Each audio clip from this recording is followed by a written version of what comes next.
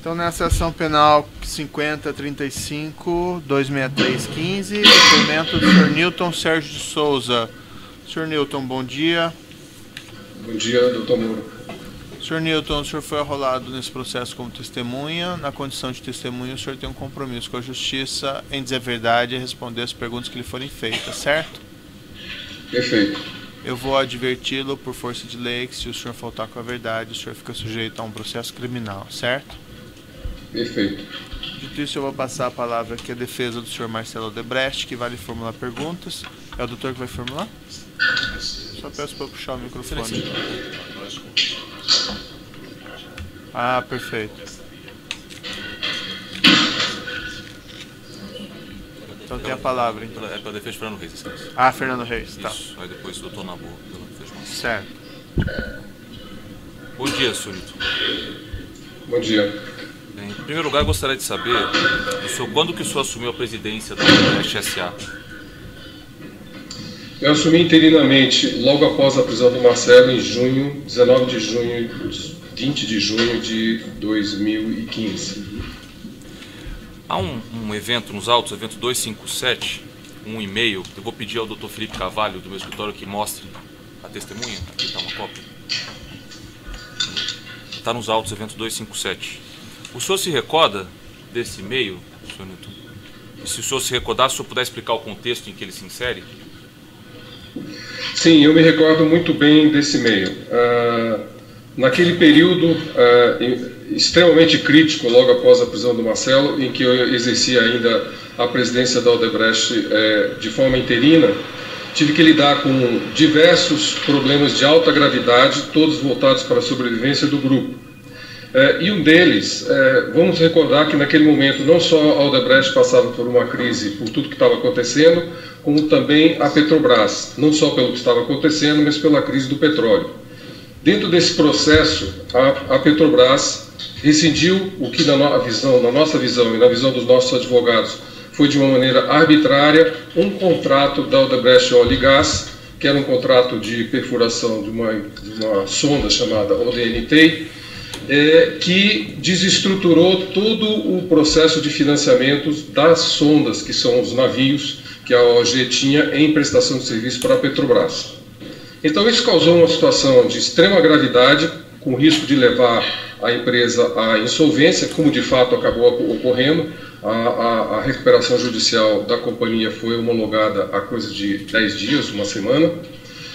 Então, diante daquilo, a primeira providência que eu tomei quando houve a notícia dessa rescisão foi, oficialmente, de maneira formal, solicitar uma reunião com o presidente Bendini, da Petrobras, para lidar com o assunto e mostrar para ele não só que isso era um processo extremamente danoso para a Odebrecht Óleo e Gás, uma fornecedora, a mais importante fornecedora de serviços de perfuração nacional para a Petrobras, como com a própria relação da Petrobras com o mercado financeiro internacional, porque a estrutura desses financiamentos estava lastreada em o que a gente chama de project bonds, que são bons distribuídos, obrigações financeiras distribuídas no mercado internacional. Com essa desestruturação, isso teria um impacto negativo no custo de financiamento da Petrobras e na destruição de um dos seus fornecedores.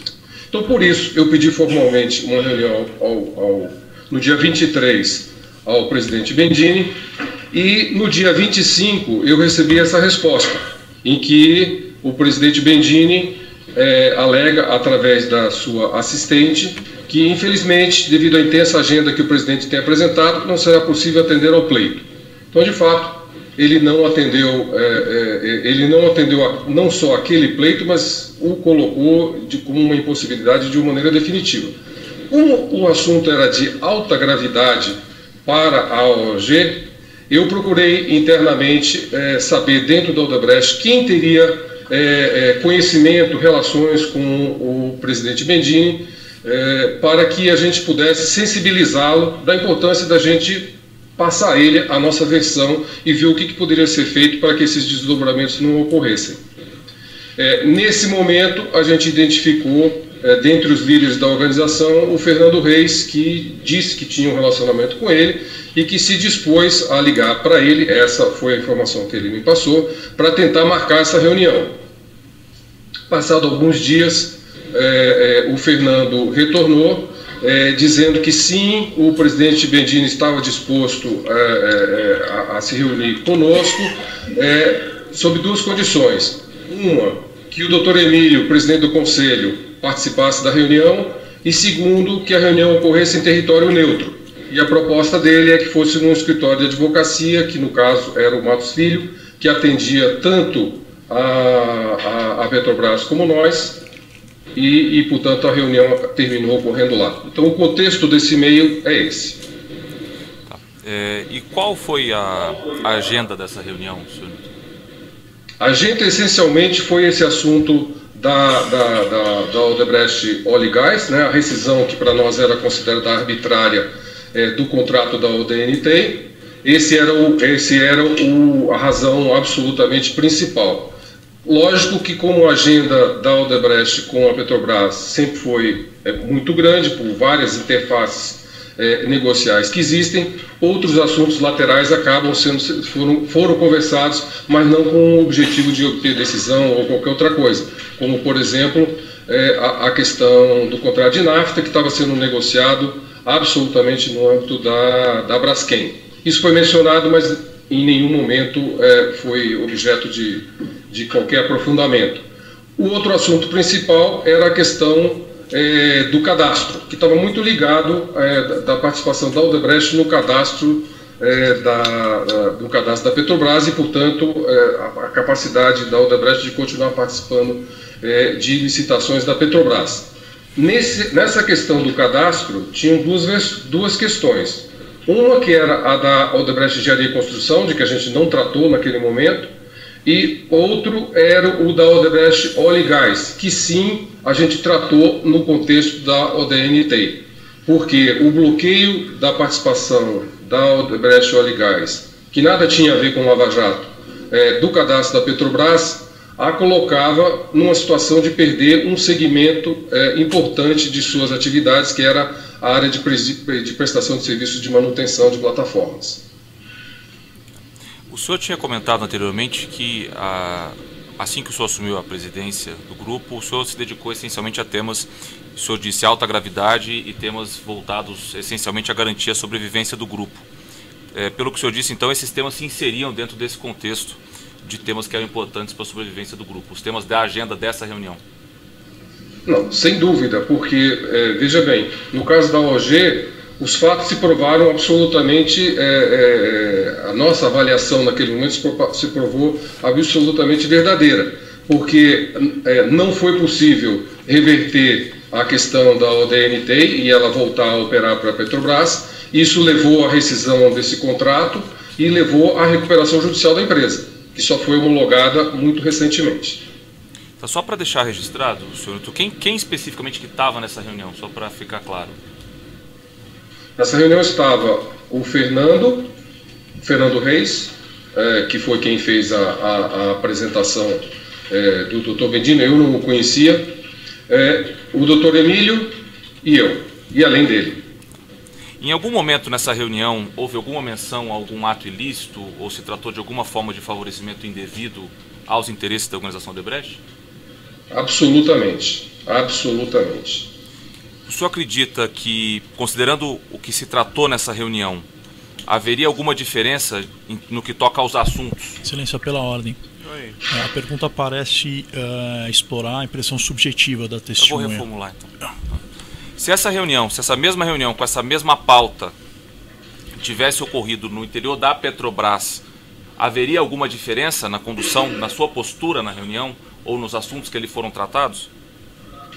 Não, absolutamente. Veja bem, Alô?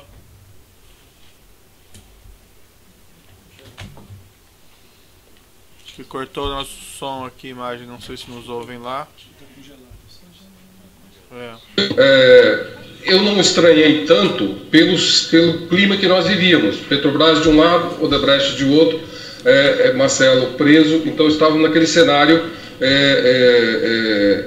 não achei que seria uma coisa não natural que ele fizesse uma solicitação dessa. Ou seja, a nossa entrada dentro da Petrobras poderia... etc. Então, por isso, eu não vi nada demais. Mas o conteúdo da reunião não foi nada diferente do que seria dentro da Petrobras.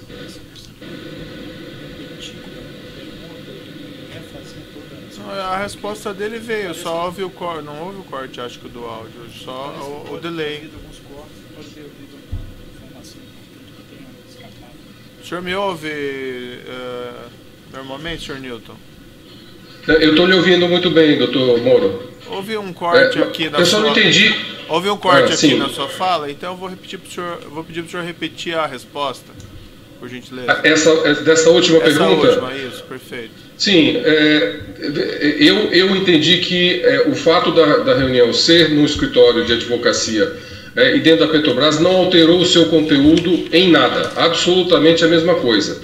Agora, eu acrescentei e expliquei que, no fundo, quando ele se dispôs a se reunir em um território neutro, no escritório de advocacia, eu não estranhei tanto pelo fato da gente estar, naquele momento, num grande embate. Nossa questão reputacional estava na mídia de uma maneira muito negativa, a Petrobras estava na posição contrária, também tratando da sua recuperação, a nossa entrada dentro da Petrobras poderia trazer algum ruído do ponto de vista de mídia, então me pareceu que era razoável que ele tivesse feito essa solicitação de que a reunião ocorresse num território neutro. Agora, do ponto de vista de conteúdo, não houve nenhuma variação. O que nós conversamos lá é o que a gente conversaria dentro da Petrobras. Quando o senhor aceitou que o senhor Fernando Reis agendasse essa reunião no escritório de advocacia, o senhor sabia da existência do senhor André Gustavo?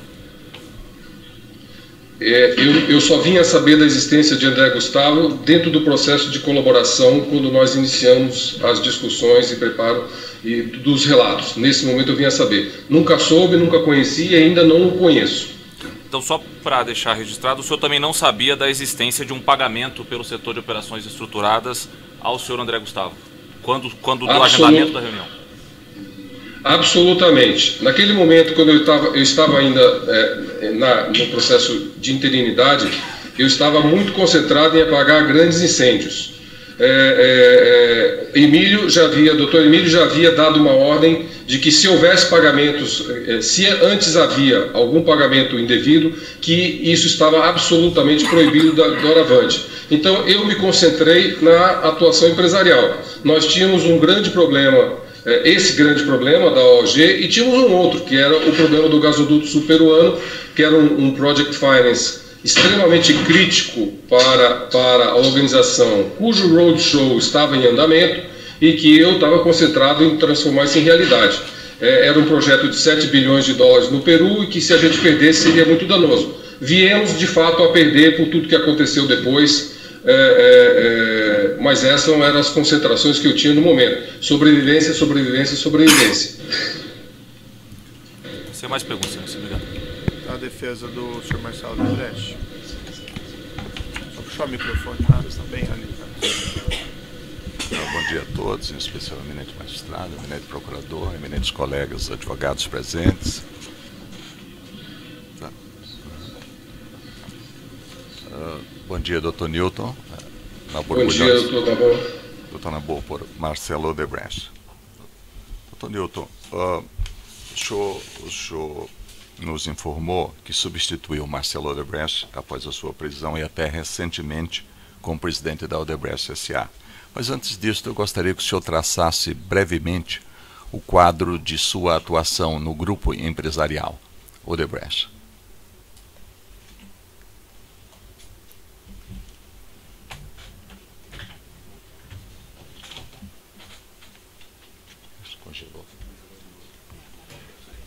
Vamos retomar a ligação.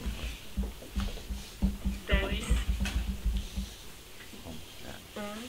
2, ponto 3, 1, ponto 7, ponto 5, 2.